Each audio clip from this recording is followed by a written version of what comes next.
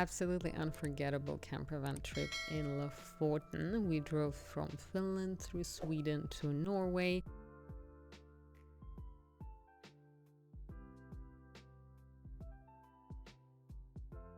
The magazine of National Geographic has named the Norwegian fjords as the best unspoiled travel destination in the world. I would vouch for every single word of it. And the Chicago Tribune has included Norway's fjords in its list of 7 wonders of nature. In this video, I will show you some of the most beautiful natural spots in Lofoten, beautiful picturesque villages, its stunning wildlife, and in particular whales.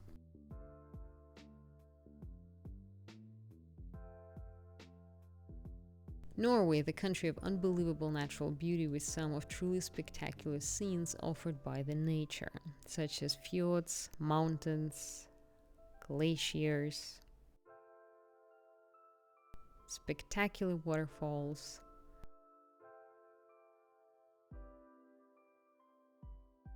it's pretty epic.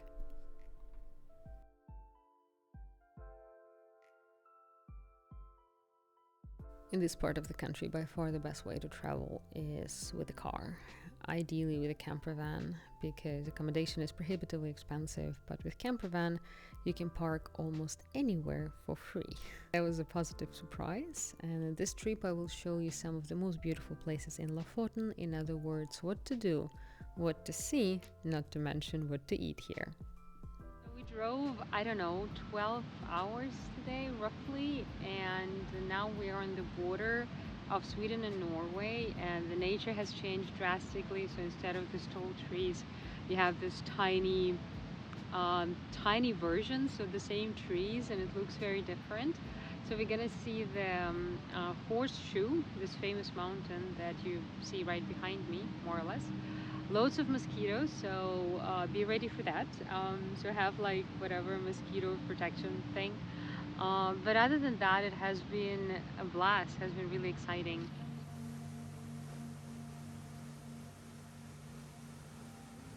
This was a wonderful stop. We stopped near Abisco National Park Sweden in Tornetrask Lake.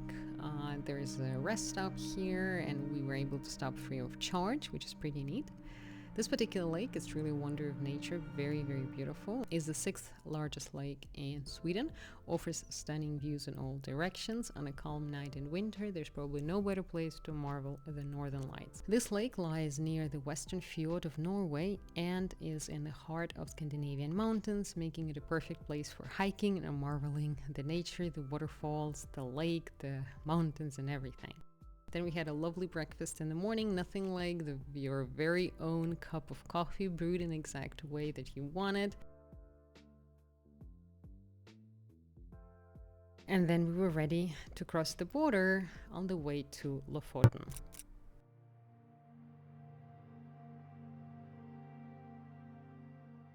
And just like that, we were in Norway. I'm sure you will love as much as we did the sheer wilderness and unpretentious beauty of this unique country. Norway is an area country in Northern Europe, shares the Scandinavian peninsula with Sweden and Finland. The fjords were carved here millions of years ago out by glaciers, as were the country's mountains. Lofoten is archipelago in Norway, located north of Arctic Circle. Yes, we are that much to the north. Consists of 7 main islands. Between the mainland and the Lofoten lies the stunning open West Fjord.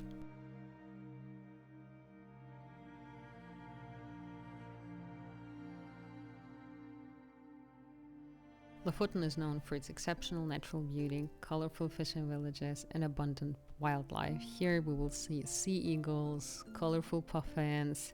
There are actually tours that you could take to the islands, several islands that are seabirds islands. And most importantly, whales. We're going on a whale safari in Abisco, so wait for it.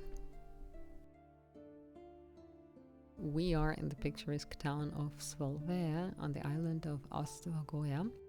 The town is named after the old Svolvær farm, since the town actually grew around a site of the historic farm.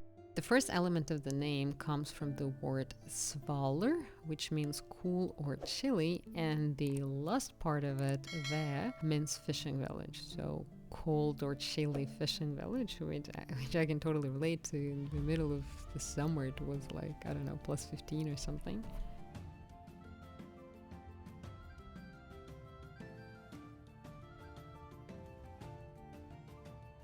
And we are in the Venice of Lofoten.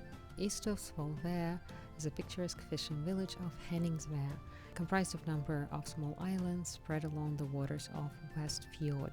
The name Henningsvær comes from two pots. Henning is a male name, and the Austvågøya is a fishing village. So, fishing village of Henning, or Henning's fishing village. The name was first recorded in 1567. From early on, it was an important fishing village, starting in the Middle Ages with just a handful of people living here. Henningsvær quickly grew and became a very popular fishing village. Today it is a town with stylish hotels and high-end restaurants and a fairly booming tourist industry, and is one of the most important and popular tourist destinations in Lofoten. Henningsvær is made of a series of islands joined by bridges with an abundance of opportunities for hiking, climbing and kayaking. Henningsvær is one of the best preserved traditional Norwegian villages. Here you will find cozy cafes and 5-star restaurants, I can vouch for that, and all of that with the steep mountains of Austvågøya as a backdrop. For those coming to Lofoten for the first time, Henningsvær is must-see. And now to the best part of every journey, the food. This was truly an amazing experience. Arguably the best restaurant in Henningsvær, Fiskekrogen. The specialty here is the fish soup, but trust me, the name does not justify the taste, the simple marvel of the soup. A must try. I also went for the mussels. Little did I know what was coming my way. It was literally a massive pot full of mussels, but boy were they good. With creamy, spicy, juicy coconut ginger sauce that was a dish in and out of itself, and on top of it fresh mussels. That was simply heavenly.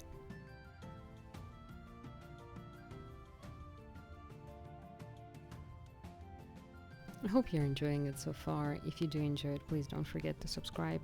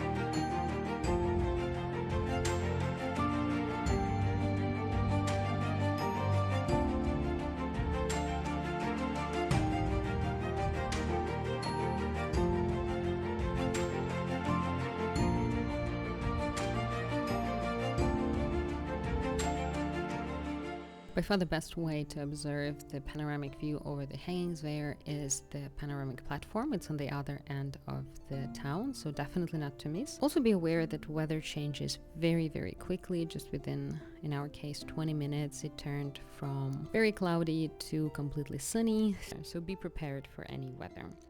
And now we're heading to the most awaited destination. We're heading for the whale safari in the village of Andenes, the northernmost settlement of the island of Andøya.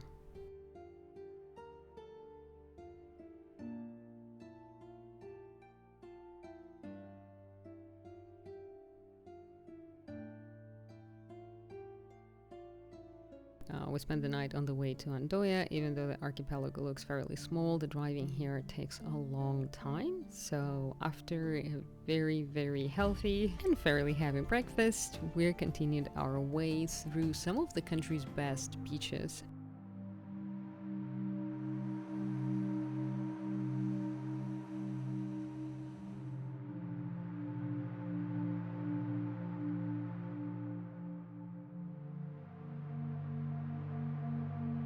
Here you have great opportunities to see the seabirds and sea eagles soaring overhead, puffins minding their own business, and even majestic whales out at sea, and that's what we're here for.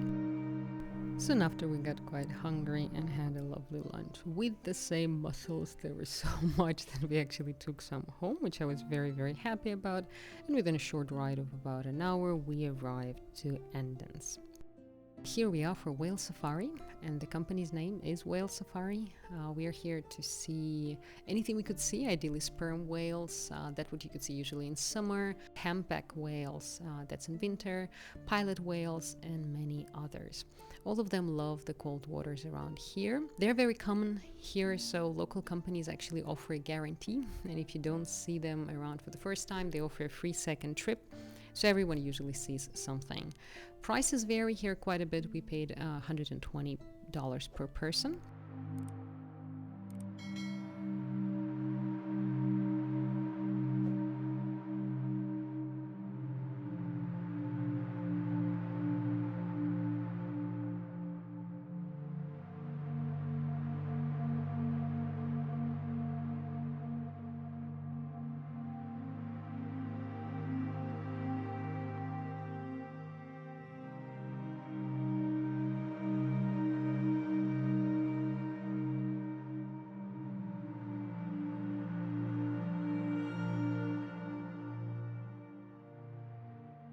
The experience was absolutely surreal. It's one of those things when you think, how can I go back to my normal day-to-day life after something like this?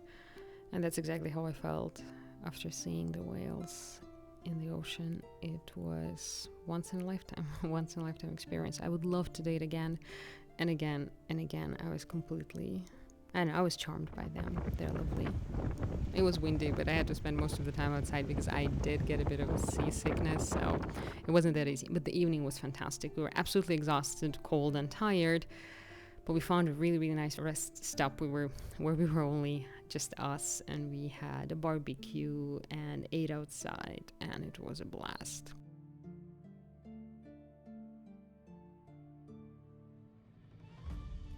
The next morning we woke up reasonably early, had a lovely breakfast as always, and we're ready to start heading back to Finland.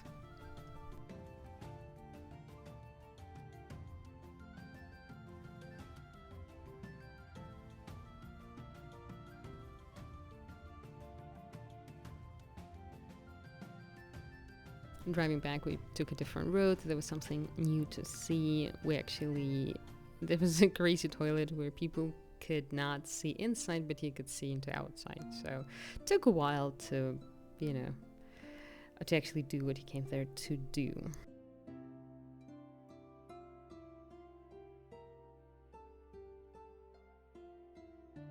The weather was changing quite a bit. We were extremely lucky. The entire week that we were in Norway was sunny, which is unheard of luck because usually your chances are 50-50. So 7 days in a row sunny weather, or almost 7 days in a row sunny weather, was really a huge luck. We went hiking. It was on top of all of the surprises that we had. It was extremely hot. It was like 25 and sun blazing. It was greasy hot with enormous amount of flies and mosquitoes and horse flies and whatever, like everything is out there to get you. But the nature is stunning, certainly worth the hassle. So take a lot of mosquito repellents or whatever. Horse flies, I don't think what you can get for them, but mosquitoes for sure. Then we stopped at the beach. So there are very beautiful beaches in Norway. The water is quite refreshing, in fact, very, very cold. But I mean, you can spend some time in it as well. It's clean and beautiful and just stunning.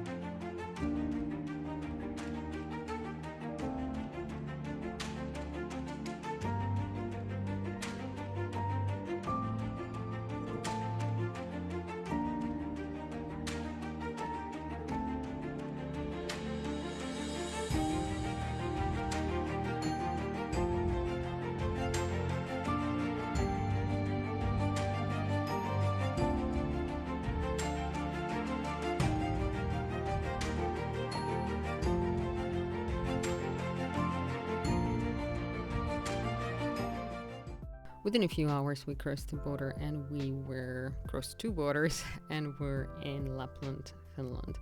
Technically, we're going south, but the weather was +7, +6 in the evening, freezing cold. The trees got taller though, and still very, very beautiful. I love Finland.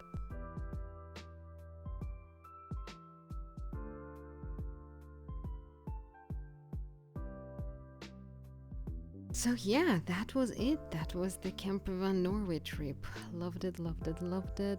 Thank you so much for joining me on this journey. I hope you have enjoyed it. If you are planning a similar trip or just planning to go to Lofoten, do let me know. If you have any questions, would be happy to help. Thank you so much for joining.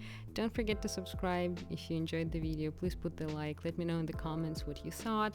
Thank you for joining and see you soon.